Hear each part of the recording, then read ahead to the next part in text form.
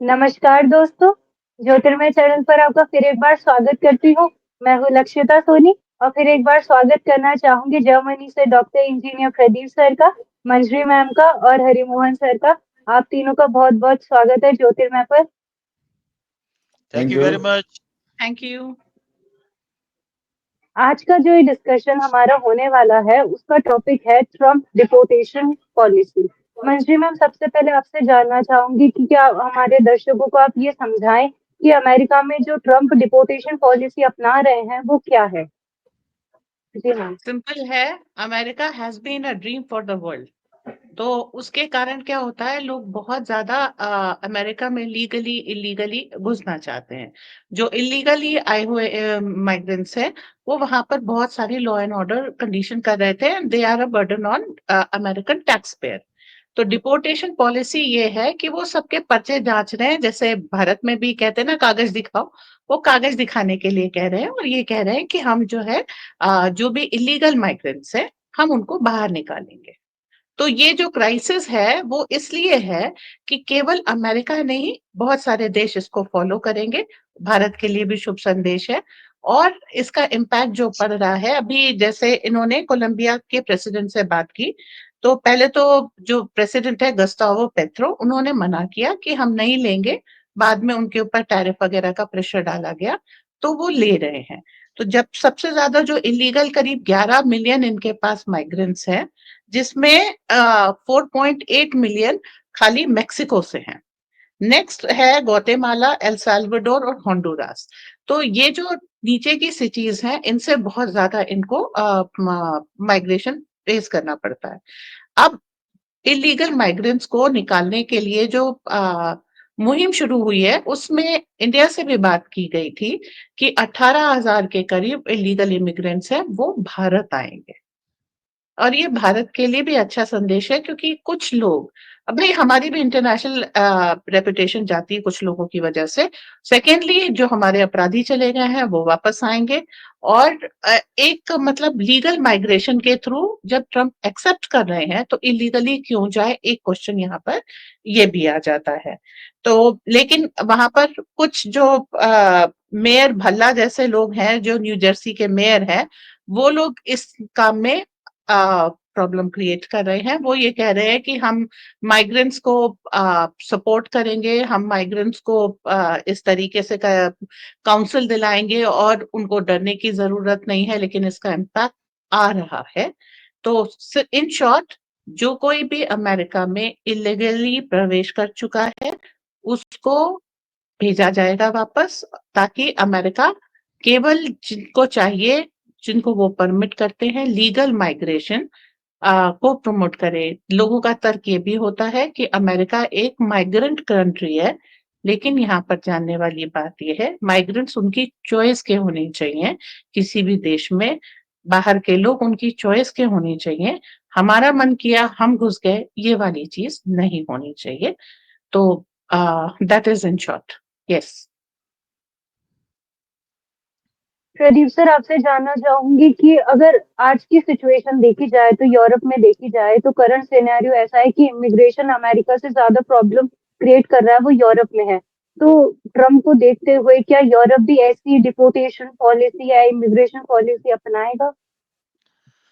ओह, very tricky. ये 100% मैं ये नहीं कह सकता कि यूरोप वाले ट्रम्प को फॉलो करेंगे, लेकिन एक बात फॉर श्योर है कि अमेरिका की कॉपी करने वाले 4 नेशन हैं। उनमें से सबसे बड़ा चमचा जो है वो है ब्रिटेन। वो जो ब्रिटेन है वो उनके पास भी ये अनडॉक्यूमेंटेड इमिग्रेशन जो है उसको वो फॉलो कर रहे हैं। जब सुनाक वहां था तो उन्होंने रूल्स बना दिए थे। सुहेला ब्रेवमन ने भी उसके ऊपर बहुत टॉपिक दिए, पार्लियामेंट के अंदर डिस्कशन हुआ है और बजट के लिए बोला गया है कि इतना बजट चाहिए हम ये निकालने के लिए। दूसरा नेशन जो है जिसको बहुत इस वक्त उनके पिछवाड़े में आग लगी हुई है, जिनको ट्रंप ने अच्छा खासा गले में फंदा डाला हुआ है, वो है कनाडा। अमेरिका को खुश करने के लिए कि हमारे पे टैरिफ्स ना लगाई जाएं, हम आपको फॉलो करेंगे कि वहां पर भी अनडॉक्यूमेंटेड इमिग्रेंट्स बहुत आए हुए हैं और बहुत सारों के क्रिमिनल केसेस भी हैं। आपको 2 नेशन में और बताऊँगा जो बिल्कुल अमेरिका को फ़ॉलो करते हैं, उसमें से ऑस्ट्रेलिया आता है और न्यूज़ीलैंड आता है। तो ये 4 जो नेशंस हैं, अमेरिका की नकल करने में सबसे आगे आएँगे और बाकी आप देखिए जो यूरोप में राइट विंग पॉलिटिशियंस हैं, जो गवर्नमेंट है, मेलोनी ने कल एक मुस्लिम जो इटली को गाली निकाल रहा था उसको पकड़ा और जहाज में बिठा के वापस। तो ये एक एक इक्का-दुक्का है, लेकिन एज़ ए जैसे ट्रम्प ने किया कि ये जहाज में बिठाओ, इनको वहाँ भेजो, ये नहीं ले रहे हैं तो टैरिफ लगाओ, इनका बिज़नेस बंद करो, इनके डिप्लोमेट वीज़े बंद कर दो। तो अपने आप लाइन पे आ गए। बाकी जो कंट्रीज़ हैं, जैसे हंगरी है, चेक रिपब्लिक है, पोलैंड है और स्लोवाकिया है और जो बाल्कान की सिटीज़ हैं, इटली उसमें बाल्कन में नहीं आता है। स्विट्ज़रलैंड भी स्ट्रिक्ट हो गया है। इन कंट्रीज़ को थोड़ा-सा पुश मिलेगा। वो इसकी एग्जांपल लेके उन नेशंस के साथ बात करें, क्योंकि यूरोप में भी बिजनेस जो है बाहर के कंट्री वाले करते हैं, इनकी भी इन्वेस्टमेंट है, ये भी डरा सकते हैं। लेकिन यहाँ पर लॉ जो है वो एक फेडरल लॉ है। जैसे स्टेट ऑफ बादन württemberg जहाँ मैं रहता हूँ, इनकी स्टेट जो है उनका बॉम्बे के साथ रिश्ता है। वो जो मुंबई है उसके साथ अगर वो इनकी स्टेट गवर्नमेंट जो सेंट्रल गवर्नमेंट बोले भी कि कल से बॉम्बे वाले मुंबई के लोगों को वीजा नहीं दिया जाएगा, इनकी स्टेट मना कर सकती है कि नहीं हम तो देंगे। ये अमेरिका में ऐसा नहीं है, उनका कॉन्स्टिट्यूशन सिस्टम कुछ और है। तो मुझे लगता है कि ये 4 स्टेट जो हैं, ये ट्रम्प की जो एग्जाम्पल है उसको फॉलो करेंगी और जो राइट विंग पार्टीज हैं, उन्होंने तो अभी से किया। पोलैंड में आपको कोई फॉरेनर नहीं मिलेगा, है ना? आपको झाड़ू वाल लगाने वाले कुछ मिल जाते हैं। हंगरी में बहुत कम आपको मिलते हैं। मैं जब जब भी गया हूँ मुझे शायद ही सड़क पे कोई मिला है। हाँ, प्रेग में जो चेक रिपब्लिक की वहाँ मैंने फॉरेनर्स देखे हैं जो कूड़ा-वूड़ा उठा रहे हैं, लेकिन उन्होंने उसको लिमिटेड रो रखा हुआ है। तो ये जितने भी कंट्रीज़ हैं, इनको एक तरीके से मॉरल बूस्ट मिल जाएगा कि जब ट्रम्प इन कंट्रीज़ के साथ इस लेवल पर नेगोशिएशन कर सकता है, तो हम भी कर सकते हैं, है ना? ये एक इसका डॉक्ट्रिन रहेगा और मुझे लगता है कि जो वेस्ट कंट्रीज हैं जैसे जर्मन हो गया, फ्रांस हो गया, ये थोड़ा सा ये अपना रखेंगे, क्योंकि प्रॉब्लम इन सबसे ज्यादा है। ये देख रहे हैं कि तेल की धार कहाँ गिर रही है, कौन से नेशंस जो है वो ले। अब मैं आपको जर्मनी की एग्जांपल देता हूँ। 100,000 के करीब इन्होंने डिटेंशन सेंटर में भी रखे हुए हैं, लेकिन प्रॉब्लम ये है कि उन कंट्रीज के लोग उनको ले नहीं रहे हैं। कहते नहीं है हमारे सिटीजन ही नहीं है। अरे भैया व्हाट्सएप पे अपनी माँ को रोज वो बातें करता है, उनको पता नहीं उसको कहाँ बैठा हुआ, ये लाहौर में बैठा बात कर रहा है या ये मोरक्को में बैठा बात कर रहा है या सीरिया में बैठा बात कर रहा है। इनकी फिलोसफी हमें समझ नहीं आती, मुझे तो बिल्कुल समझ नहीं आती। इसके अगेंस्ट में बोलता भी काफी हूँ। तो ये बोलते हैं कि हमें क्या हर महीने में जो उनको यहाँ से फाइनेंशियल असिस्टेंट मिलती है, वेस्टर्न यूनियन के सामने कौन खड़ा होता है, किसको पैसे भेजते हैं? इतना डिजिटलाइजेशन आप लोगों ने किया, पता कर लो ना कहाँ से आए हैं। तो यही सिस्टम जो है ये ऑस्ट्रिया में भी इंडियन के साथ हुआ था। वहाँ पे 84,000 लोग थे जो किसी तरह कहीं से आ गए थे। जयशंकर साहब ने थोड़ा हिचकिचा कर के वो 84,000 में से उन्होंने 16,000 रख लिए जो काम कर रहे थे, बाकी सबको डिपोर्ट किया है। इंडिया ने उसको एक्सेप्ट कर लिया है। बिना क्योंकि गडकरी साहब को फायदा होना था। ऑस्ट्रिया में इंफ्रास्ट्रक्चर बनाने के लिए उन्होंने गडकरी साहब को इनवाइट किया था। तो ये विन विन सिचुएशन हो गई। चलो हम 80 में से 65,000 ले लेते हैं, लेकिन हमें $2.4 बिलियन का जो रेवेन्यू आ रहा है। तो ये विन विन सिचुएशन क्रिएट हो जाएगी। और जो अमेरिका का जो सिस्टम है वो रेडिकल है। यूरोपियन सिस्टम रेडिकल नहीं है, ये थोड़ा पोलाइटली जाना चाहते हैं। ये कि ह्यूमन राइट्स की पार्लियामेंट हमारे पास है, ये हमारे पास है, तो ये सोचते हैं कि हम सबको जैसे इंडिया में थप्पा लगा था, ये महात्मा गांधी का कंट्री है तो हमने लड़ना नहीं है, मार खा जानी है। तो इनको भी लग गया पता है कि ये ह्यूमन राइट जो है ना, इसको कागज पे बना के रखते हैं और पीछे से हम उस ह्यूमन राइट के पेपर के अंदर चाकू डाल के देते हैं लोगों को। तो ये इनकी सिस्टम जो चेंज हो रहा है अभी। मैं एक सेंटेंस में अब खत्म करता हूँ बात। फ्रांस में इस वक्त राइट विंग जो है इतनी हाइट पे चल गई कि उनकी पार्लियामेंट बनेगी। जिस कंट्री में मैं रहता हूँ उसमें राइट विंग वालों सेकंड पार्टी बन गई है, उसके बगैर गवर्नमेंट नहीं बनेगी। तो ये सब जो रेडिकल इस्लामिक कंट्रीज से आए हुए, जिन्होंने क्रिमिनल एक्ट किए हुए हैं, जो अभी जिसने चाकू मारा एक बच्चे को 2 साल वाले को और एक औरत को मार दिया गया है, वो उसके पास डिपोर्टेशन लेटर था, उसको डिपोर्ट ही नहीं कर रहे थे, ब्यूरोक्रेसी लेके बैठी हुई थी। अच्छा नहीं ये तो बुल्गारिया से आया था, इसको बुल्गारिया में डिपोर्ट करेंगे। जब 2 बंदे मार दिए तब सबकी आंखें खुल गई हैं।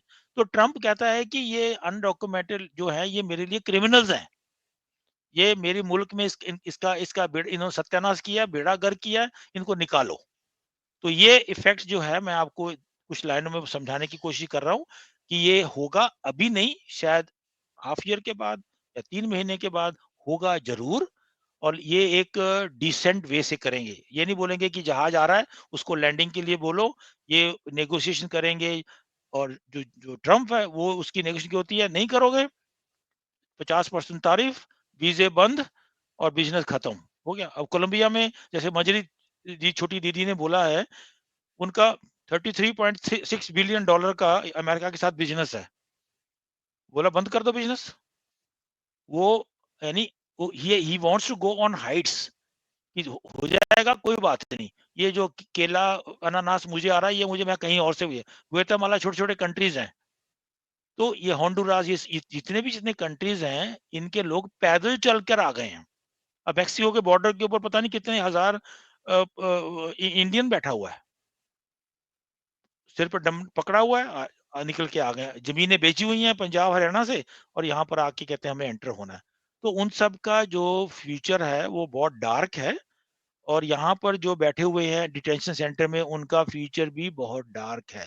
इसके आज की 26 तारीख से जो एक्शन स्टार्ट किया है उसके बाद आप देखते जाइए ये दिन पर दिन बढ़ता जाएगा। चाहे इस पे केस कर दिया जाएगा, कोर्ट में चल जाएंगे लोग, लेकिन वो कहता है एक बार मुल्क से बाहर चले जाओ, बाहर तुम बाद में केस करते रहो मेरे ऊपर। जी प्रदीप सर, आपसे काउंटर क्वेश्चन ये करना चाहूंगी कि ट्रम्प की डिपोर्टेशन पॉलिसी का इंडिया पर क्या इम्पैक्ट देखने को मिल सकता है? हाँ, मैं इस पे रिक्वेस्ट करूंगा हरिमोहन साहब से भी थोड़ा सा अपना वो लगाएं, उसमें घंटी बजाएं। इंडिया में हम लोगों को भी खुश होने की जरूरत नहीं है, क्योंकि जो डेपुटेशन जो होगी, जैसे भी सिखों का उन्होंने गुरुद्वारों पे कुछ किया है, तो वो इंडिया अगर डिनाई करेगा कि ये लोग मैंने नहीं लेने, या मैं इनको पासपोर्ट इशू नहीं कर सकता, इनकी आइडेंटिफिकेशन नहीं है, ये जैसे ये करते हैं आगे से 20-25 साल से हो ही रहा था ना, उसका नुकसान ये होगा कि वो इंडिया के ऊपर टैरिफ लगाने की कोशिश करेगा, नंबर 1। नंबर 2, बहुत सारे जो एजुकेशनल टर्म पे वीजे लगने वाले हैं उसको डिले किया जा सकता है। इंडिया की आर्म डील्स जो है, जो बाइडेन के टाइम पे पेंडिंग हुई थी, वो चाहता है कि इसको रीजनरेट किया जाए, तो वो प्रेशर डालेगा। और तीसरा जो नुकसान है, इंडिया के जो ये इमिग्रेंट्स वहां गए हुए हैं, वो पाकिस्तानियों की तरह बैठ के डोलो नहीं खाते, वो सब काम करते हैं, उसका इंडिया को अच्छा रेवेन्यू आता है, वो अपने घरों में पैसे भेजते हैं, उनके माँ बाप की चलती है, इंश्योरेंस ली हुई है, काम वाम चल रहा है उनका। ये एक्सपेक्ट इंडिया को कैलकुलेट करना पड़ेगा। अगर मैं ये 25,000 या 50,000 या 1 लाख मैं उनको ले लूं, तो वो रेवेन्यू में कितना मुझे घाटा पड़ेगा और उसका मुझे बेनिफिट कहाँ आएगा।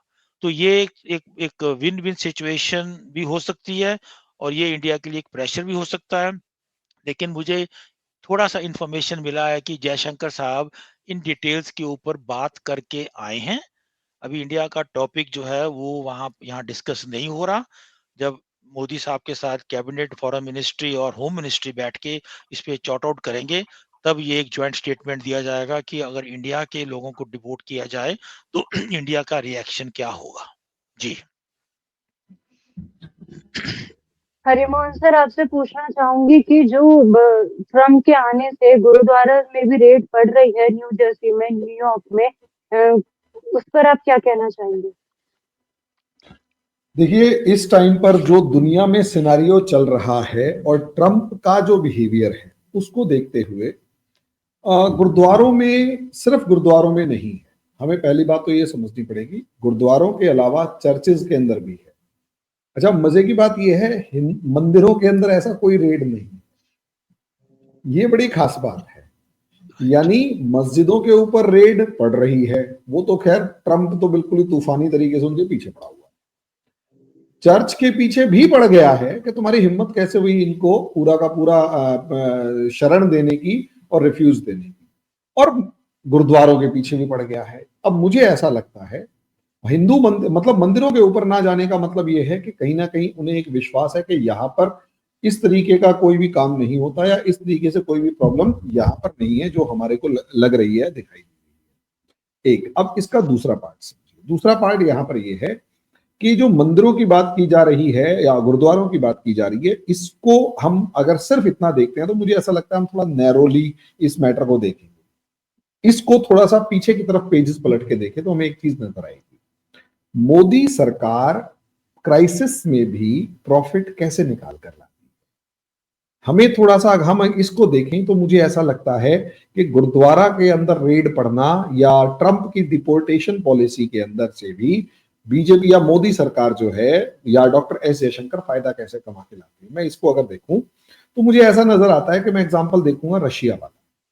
यूक्रेन के साथ जब वॉर होता है पूरी दुनिया टेंशन में, ओ माय गॉड अब क्या होगा, तेल बिक रहा है, तेल के रेट्स बढ़ जाएंगे, एक्सपो वो सब चीजें हो जाएंगी, वो सारे कोई सैंक्शन खेल रहा है, सैंक्शन खेल रहा है, कोई गेहूं के लिए परेशान है, कोई चावल के लिए परेशान है, कोई तेल के लिए, कोई गैस के लिए। मोदी जी कहते हैं हम भी परेशान हैं कि किस चीज के लिए, कि यार एक काम करते हैं, परेशान हम परेशान है कि तुम्हें परेशान कैसे करें।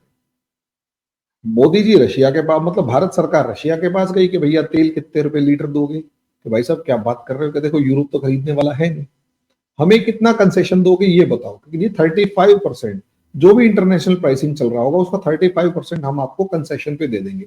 मोदी जी कहते हैं ठीक है बढ़िया।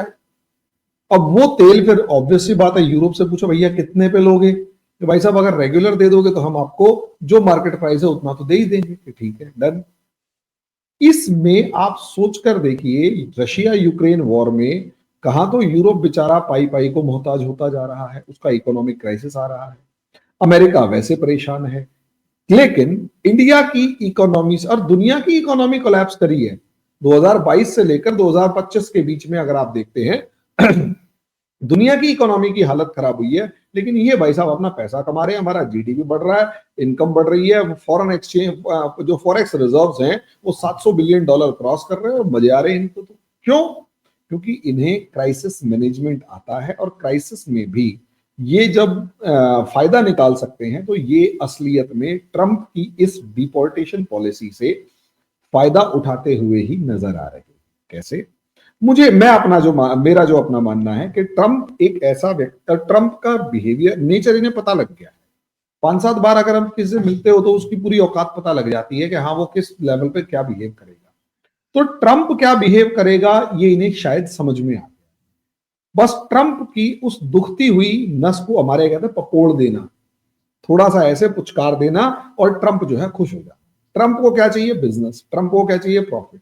प्रॉफिट ही चाहिए ना, ठीक है जी दे देंगे, बोलो कितना चाहिएगा, प्रॉफिट ना, लेकिन शर्त ये है कि आप भी हमारी समस्याएं खत्म करोगे। अब ट्रंप कहता है मैं इन 18,000 इंडियंस को भगाऊंगा। प्रदीप जी ने बिल्कुल ठीक कहा कि वो जो 18,000 है वो लेबोरियस लोग हैं, मेहनत कर रहे हैं। अरे भाई अच्छी बात है, सोचकर देखिए 18,000 जो इलीगल माइग्रेंट्स वहां पहुंचे हुए हैं, विदाउट डॉक्यूमेंट पहुंचे हुए हैं, यू कहीं विदाउट रजिस्ट्रेशन पहुंचे हुए हैं, जो अमेरिका को लगता है कि उनकी इकोनॉमी पे बोझ है। जहां तक मैं जानता हूं, मेरे ब्रदर इन लॉ भी अमेरिका में है, वो इस चीज को कहते हैं कि जो इलीगल माइग्रेंट्स है असलियत में ये इकोनॉमी की पूरी रीढ़ की हड्डी है। क्योंकि ये जो काम नॉर्मली अमेरिकन, कोई भी अमेरिकन जो काम $100 में कर रहा होता है, ये इलीगल इमिग्रेंट्स जो हैं वही काम अप्रोक्सीमेट $20 में कर देते हैं। अब आप सोचकर देखिए ये, और इनके लिए वो $20 पर डे के बहुत ज्यादा हैं, और अमेरिकन के लिए वो कितना सस्ता पड़ता है वो समझिए नहीं, इकोनॉमी में कुछ ना कुछ प्लस करते हैं। अच्छा, उसमें दूसरी खास बात, अब अमेरिका में रह के ये काफी हद तक स्किल्ड हो चुके हैं, मैनेजमेंट से लेकर हर चीज में।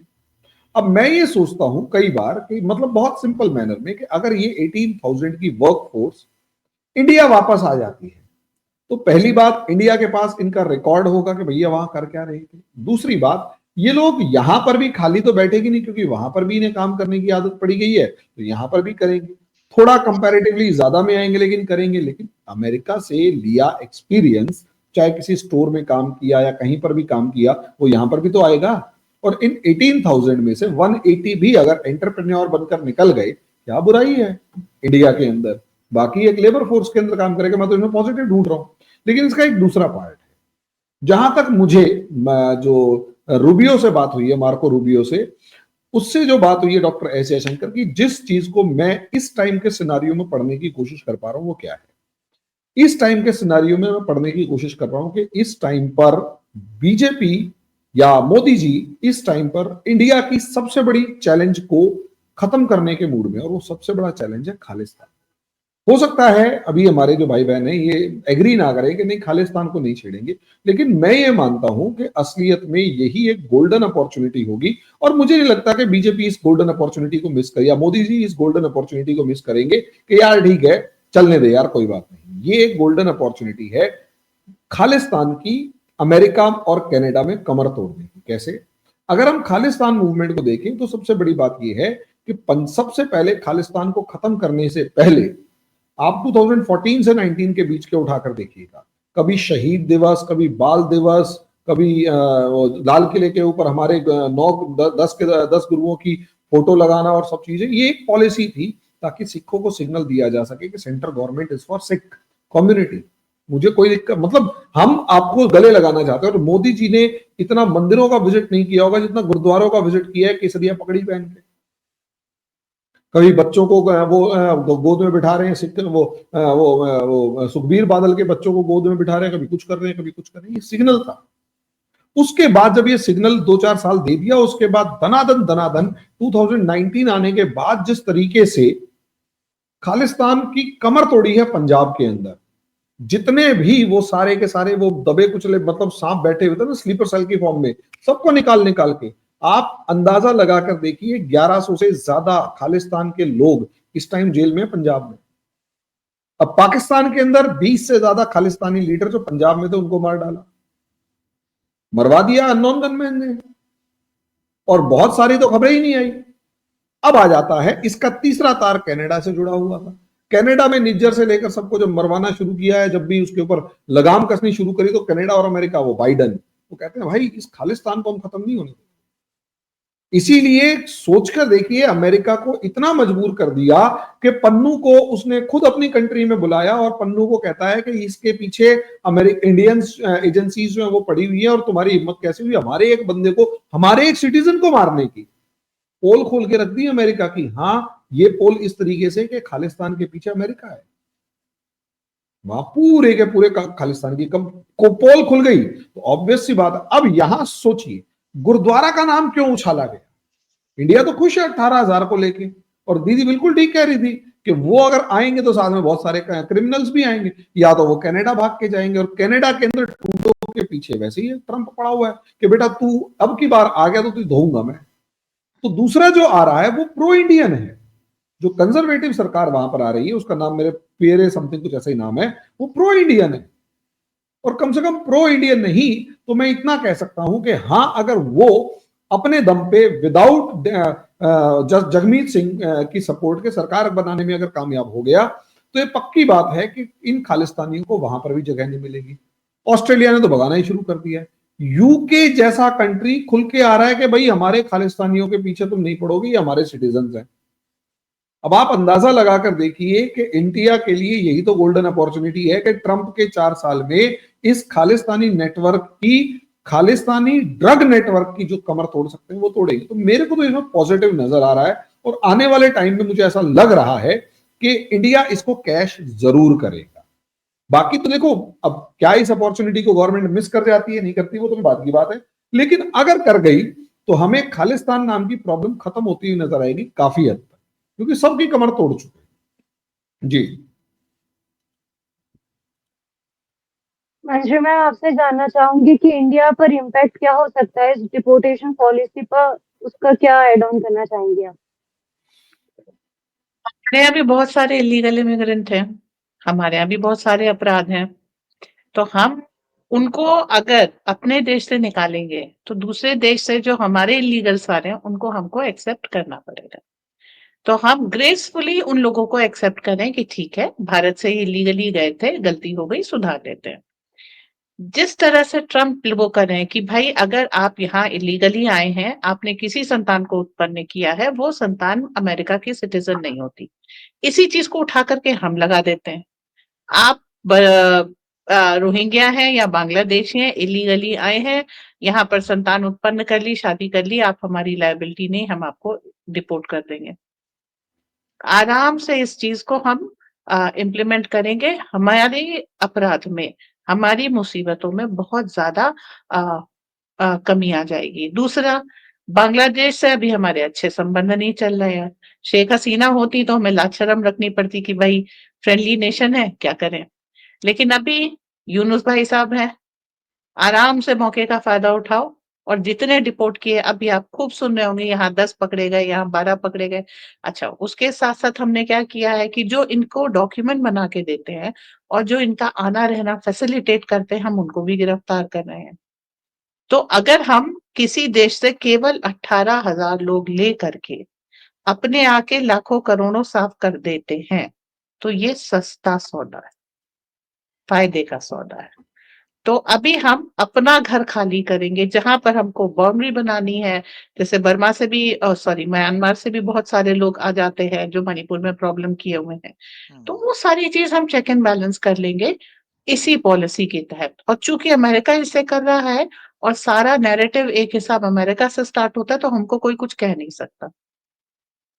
यूरोप, जैसा भाई साहब ने कहा है, उसको फॉलो करेगा ही करेगा।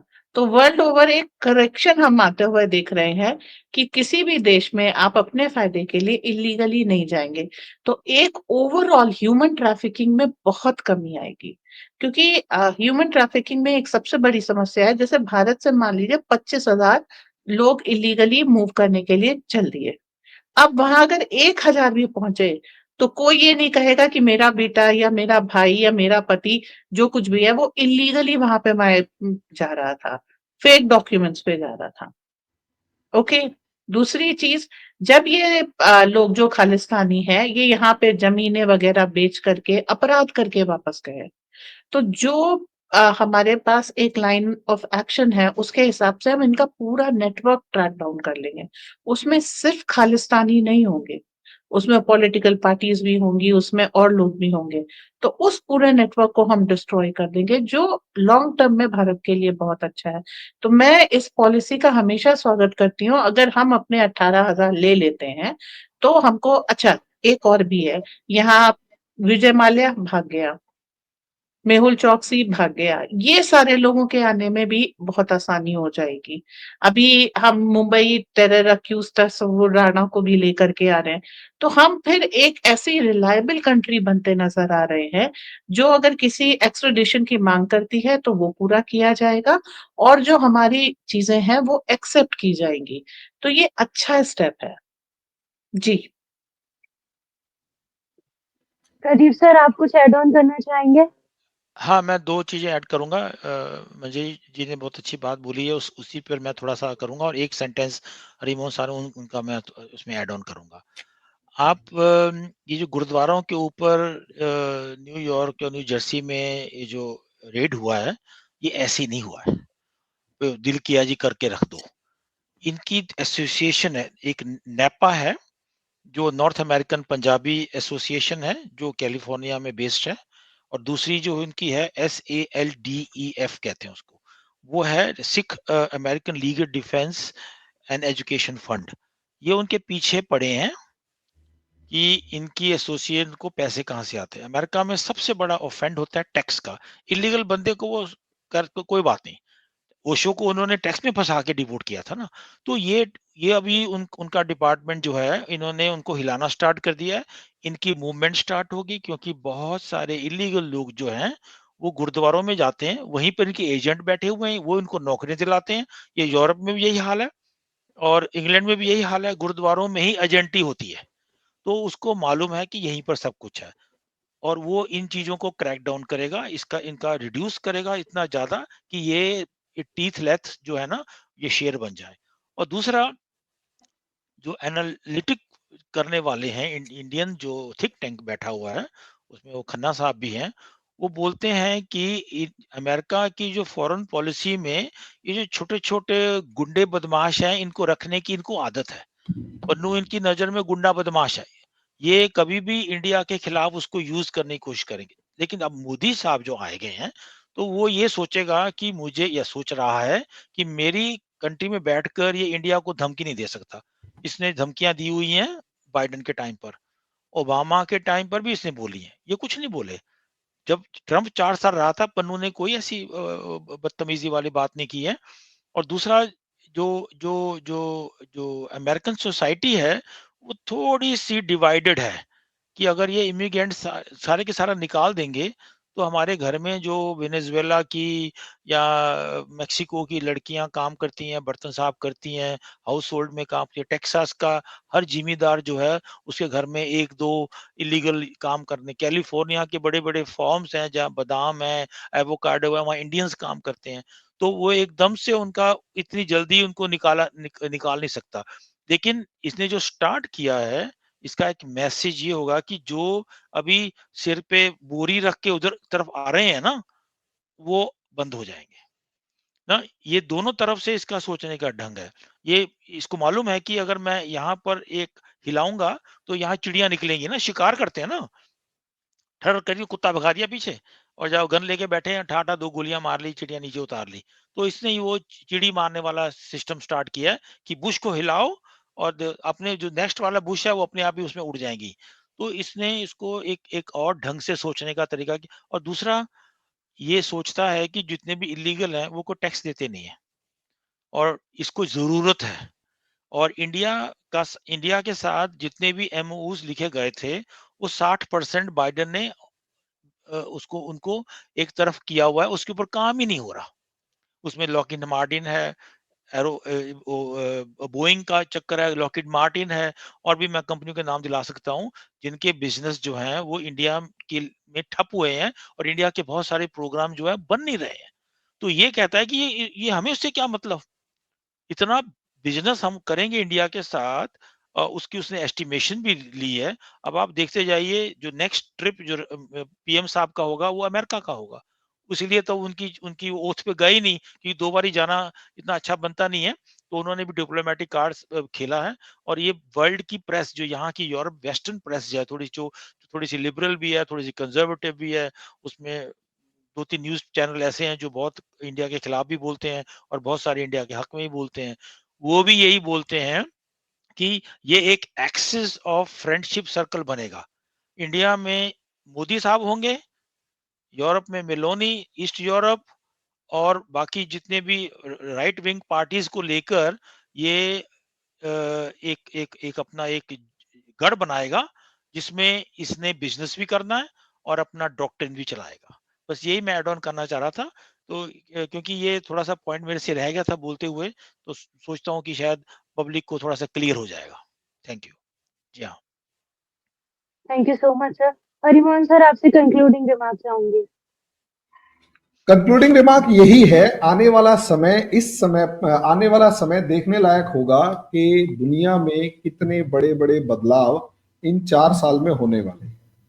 हालांकि मुझे ऐसा लगता है कि ट्रंप ने एक साथ बहुत सारे फ्रंट्स खोल दिए हैं। तो जब आप एक साथ बहुत सारे फ्रंट्स खोल देते हो तो एक साथ बहुत सारे दुश्मन खड़े हो जाते हैं। और मुझे ये भी लगता है कि ट्रंप ने ये काम बिना तैयारी के किया। अब बाकी देखते हैं क्या होता है, क्योंकि आप सोचिए ना, चाइना के अगेंस्ट फ्रंट है, डब्ल्यूएचओ के अगेंस्ट फ्रंट है, इलीगल माइग्रेंट्स के अगेंस्ट फ्रंट है, डीप स्टेट के अगेंस्ट फ्रंट है, यूरोप के अगेंस्ट फ्रंट है, लैटिन अमेरिका, कनाडा, डेनमार्क, सब के अगेंस्ट कुछ ना कुछ सुनाए जा। इवन जो बहुत सारी एड्स वगैरह थी जो देते हुआ दिखाई दे रहा था, वो सब बंद है। अब देखते हैं क्या होता है, लेकिन हाँ ये पक्का है कि एक बड़े बदलाव की तरफ इशारा है। और हमें यह भी समझना होगा, दीदी आप एक सेकंड बस लास्ट, हमें यह भी समझना होगा कि अगले 4 साल में दुनिया जिधर भी जाएगी अमेरिका खत्म हो जाएगा, क्योंकि अमेरिका इंटरनल प्रॉब्लम्स में फंसा हुआ नजर आएगा। जी मैं सिर्फ ये कहना चाहूंगी, इनके यहाँ इलीगल इमिग्रेंट्स वोट कर सकते हैं और उसके लिए उनको कोई ज्यादा डॉक्यूमेंट्स, तो इसके कारण जो पिछली बार हुआ था वो ट्रम्प के लिए काफी महंगा पड़ा था, एक ये भी कारण है कि ट्रम्प इनको डिपोर्ट करना चाहेंगे। और जितना भी अमेरिका का डीप स्टेट नेटवर्क है, उसकी बैकबोन जो है ये इनके इलीगल इमिग्रेंट्स, तो वो अपना घर भी सुधार लेंगे इसके साथ-साथ। जी, प्रदीप जी। बिल्कुल ठीक बोला आपने, मैं बिल्कुल पॉइंट भूल गया था। और ये जो 2 एसोसिएशंस हैं सिखों की, मैं उन्हीं पे आज कॉन्संट्रेट करता हूँ। वो प्रो डेमोक्रेटिक हैं, ये नापा वाले भी और ये जो SADLF वाले भी हैं। ये तो जो ट्रम्प साहब आगे उनकी नज़र में ये उनके दुश्मन हैं।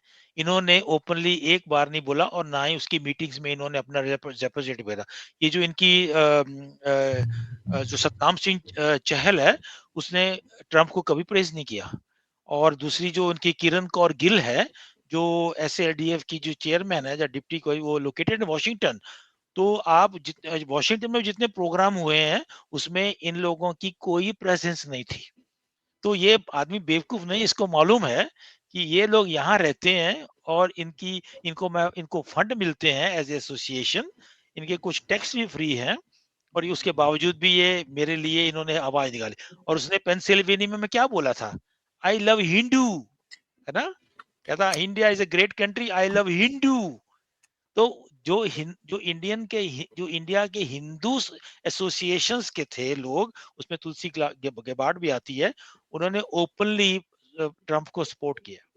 जी, बस ये मैं ऐड करना चाहता था। Thank you. Thank you so much Saran ma'am, Jyotirmay को अपना कीमती वक्त देने के लिए बहुत बहुत धन्यवाद। Thank you very much for धन्यवाद। Inviting, and it was a pleasure once again to with you all guys. धन्यवाद। इसी के साथ ये सेशन यही एंड करते हैं। फिर आएंगे आपके लिए नए मुद्दे को लेकर। तब तक के लिए ज्योतिर्मय को सब्सक्राइब जरूर करें, ज्यादा से ज्यादा शेयर करें। Thank you Saran ma'am.